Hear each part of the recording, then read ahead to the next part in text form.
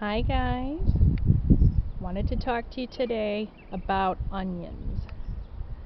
So I'm going to cover two different kinds that I keep in my garden that I wanted to share with you. And I think it's something that everybody could grow. Something I know everybody could grow. I mean, you could just put it in the ground and forget about it. And it'll take care of itself, which is really nice. The first one I'm showing you right here is my box of chives. This box, I can't even remember how many years old it is. Chives are just a great thing to keep on your porch. They're good to have. So if you don't have a big backyard, that's totally fine. You could grow them anywhere. If you have a sunny spot on the windowsill, they don't even need fancy lighting either. They're just not a fussy plant at all, and they come back every year. And they get bigger too, so you could divide it out and give it out. I really don't recommend planting them in the ground. I mean, unless you don't care if they go all over the place, then, that's fine. But, yeah, they're pretty invasive. They are very aggressive too, very aggressive spreaders underground. So I keep it in the pot, and you know what? You just snip it and take it when you need it, and it's a great thing to have at the back door.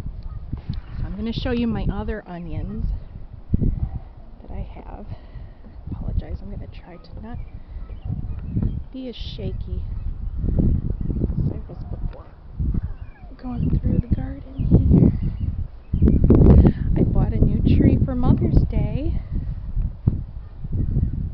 This is my Alberta peach, which I'm planting next to my queen peach, which is making blossoms this year. I'm really excited. We're going to have peaches this year. It makes a really cute little peach. It's sweet, it's delicious. And there's enough for me and the squirrel, so it works out nicely. Okay, going over to the onion box.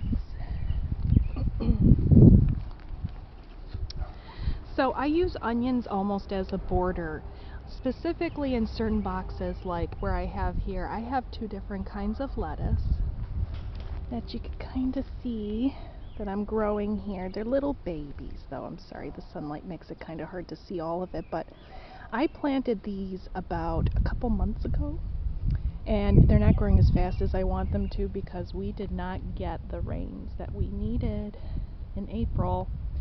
So things are a little bit drier, but that's okay. Just keep up with watering it. You have to water your plants. That's one thing I have to remind myself sometimes because the ground gets so dry. But back to the onions. So I planted these, I would say about 4 years ago. I went to Menards and they had a sale, and it was $1, and it said for 100 onions, a bag of a little mini 100 onions.